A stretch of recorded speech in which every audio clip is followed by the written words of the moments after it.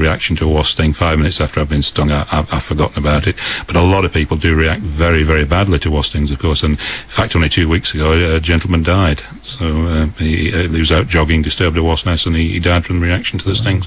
So it is important, if you find you've got a nest, don't try and smash it to pieces or anything like that, because you will get very badly stung. Calling the experts. We'll talk more to Ken after 1:30 this afternoon. I've got the news from Harrier Pest Prevention. The missing pets, not the missing pests. If you've got one of those, 01254 583 583. Dedications as well between 3 and 4. I'm so wrapped up with the wasps and the hornets this afternoon. We've talked about, having the nests in your garage or your shed, maybe out in the garden in a tree, but it must be a nightmare if you've got them in the house, mustn't it? Well, ironically, at this time of year, the wasp nest is a very tight-knit, disciplined community, and it's very often not the person who's got the nest that has the problem, but the immediate neighbours, because one thing that might surprise you is they're very bad at homing, and that gets worse in wet weather. So very often what happens, if, say, you've got a wasp nest on a semi-detached property, they go to the right spot, but on the wrong house, and the house 2 doors down will be getting 50, 60, 100 wasps a day coming in, and they assume they've got a wasp nest. And quite often people think I'm psychic, because when they describe to me what's happening over the phone, I tell them to go and look 2 doors down, and sure enough they find the nest exactly where I said it would be. So it's usually not the person who's got the nest that's having a problem, but all the neighbours nearby. How many would we find in a nest at one particular time? That is a factor determined really by the weather in the preceding winter and the spring. An average nest will produce 5,000 to 10,000 wasps during the course of the season. A big nest, maybe 20,000 to 30,000 wasps. Also, as well, I mean, you've been on jobs, where you've had to take the ceiling down, haven't you? Yeah, well, I had one in particular last year. Builders don't often think about this when they construct buildings, but I had one poor old lady who was getting literally 40, 50 wasps a night dropping directly into her bed, and physically the only way to get to the nest was to cut the ceiling of the bedroom out. Wow. I mean, what sort of noises are they making? Are they making noises day and night? What's the noise that they make? Well, our wasps don't fly at night, but because the nest is made of paper, they make a sound which a lot of people liken to rainfall falling on a corrugated roof or something like that. It's a very distinct rustling sound, and that often is the first thing that alerts people to the fact that they've got a wasp nest. You've brought one in. I have indeed. There's nothing living in this, is there? I confess there might be 1 or 2 live ones in here. Hey. Yeah, I appreciate people can't see this because it's radio, but you can see what an intricate... Yeah, in fact, there's a live wasp there crawling around. I'll try and not put my finger on that.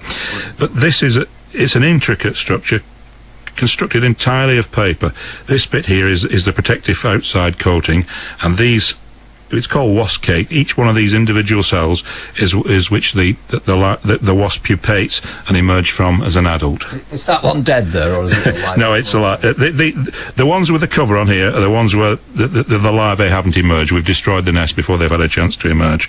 But if you imagine something the size approaching a small wheelie bin full of this stuff, that's what they can look like at the end of summer. That's very clever, isn't it, to do something like that? It's certainly intricate. Whether wasps can be described as clever, I don't know. They're programmed. It's instinct. And how many, would you... I mean, it's obviously a major problem at the moment. Lots of calls coming in, but as you say, people may think they've got a wasp's nest, but actually it's 2 doors down the... Another factor which we find we get an awful lot of now, and it is somewhat frustrating, is that many people, particularly in the younger age group, probably under 40, can't tell the difference between wasps and bees these days. And so we get many, many calls out, usually 2 or 3 a week, where we roll up to a wasp nest and it turns out to be bumblebees.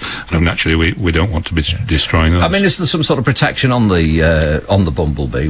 No, this is another urban myth that's grown up over the years, even to the extent that some local authority websites say that they're protected. But the only bee that's protected in the UK that I'm aware of, and I stand to be corrected on this, is the banded myna bee.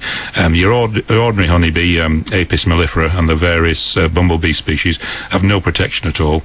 But as a responsible pest controller, we really destroy them only when they form a real danger to health and safety. And where would we find, again, could you find bees nesting in your loft, in your attic, or do they look at different environments to nest?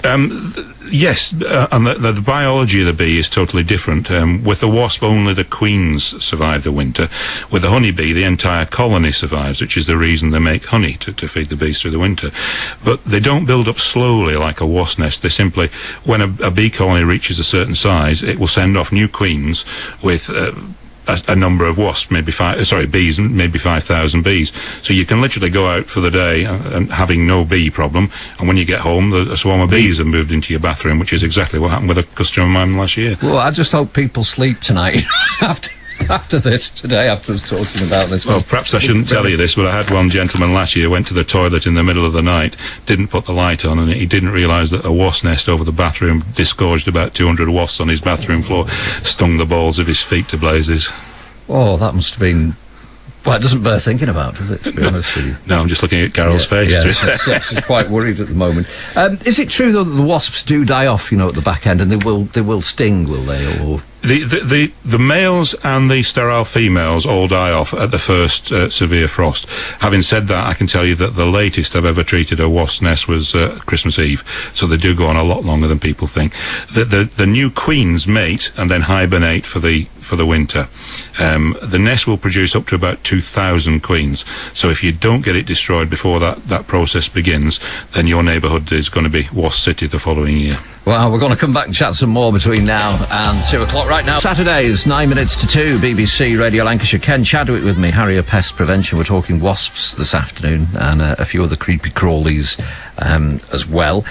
I mean, what should you not do, Ken, if you know you've got a wasp's nest? I mean, how will you, if you do something that will aggravate them, really? Well, certainly, if you discover you've got a wasp nest, the words that we as pest controllers don't want to hear is, "I've blocked the entrance hole."